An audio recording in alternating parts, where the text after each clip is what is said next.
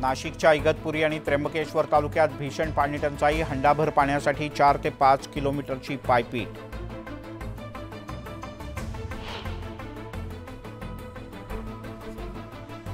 सोलापूर जिल्ह्यात पाणी टंचाई, मंद्रुप गावात पाण्याच्या अभावी अनेक विहिरी कोरड्या, जिल्ह्याला 200 टँकर्सच्या माध्यमातून पाणी पुरवठा।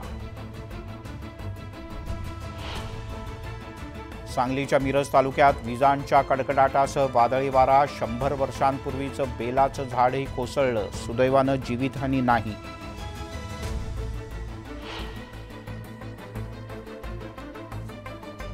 हिंगोलीमध्ये विजांच्या कडकडाटासह अवकाळी,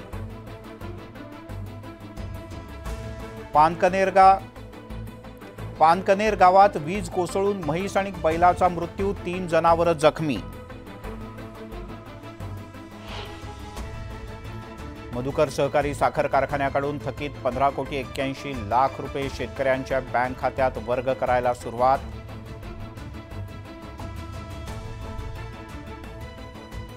जळगाव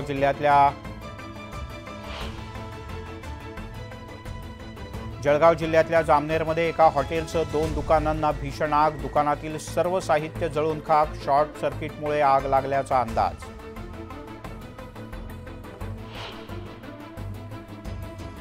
पंढरपुरात कुर्डुवाडी रोडवर भीषण अपघात, वाहनांच्या धडकेनंतर दोन्ही वाहनांनी पेट घेतला, आयशर चालक गंभीर जखमी।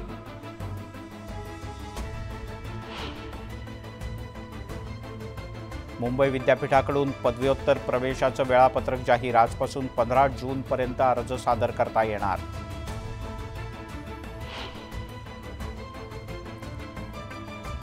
11वीच्या प्रवेशासाठी ऑनलाईन नोंदणी प्रक्रिया येत्या शुक्रवारी सुरू होणार। यंदा 3 नियमित फेऱ्या आणि 2 विशेष फेऱ्यांचं आयोजन।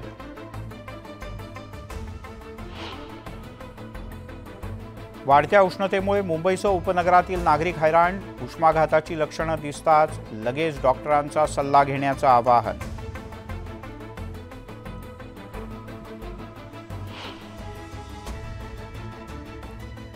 जनजागृती करूनही वाहनधारकांच्याकडून नियमांची पायमल्ली, गेल्या वर्षभरात 3,400 रिक्षा टॅक्सी चालकांकडून 61 लाखांची दंडवसुली।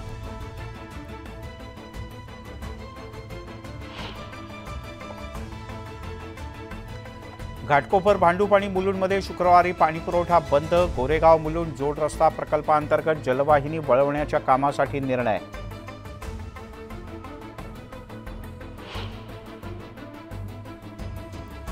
मराठवाड्यातील 1,224 गावं आणि 486 वाड्यांमध्ये भीषण पाणी टंचाई, 1,758 टँकरच्या माध्यमातून पाणी पुरवठा।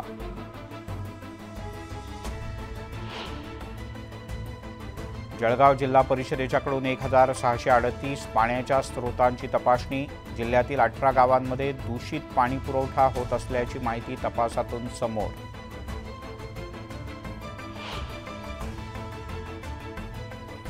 किल्ले रायगडावरची पायवाट 2 दिवस बंद राहणार, महादरवाजाच्या जवळील उंच कड्यावरील मोकळे झालेले दगड काढण्यात येणार। रोरो जलसेवेला मार्च 2025चाच मुहूर्त, उरण मुंबई मार्गावरील प्रवाशांना मिळणार दिलासा।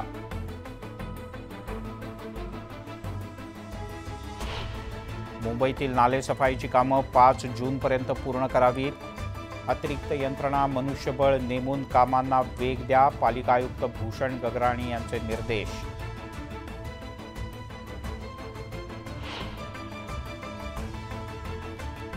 वाशिमच्या रिसोड तालुक्यात वादळी वाऱ्यासह अवकाळी पाऊस, हराळ परिसरात घरांची पडझड, झाडं कोसळून अनेक जनावरं जखमी।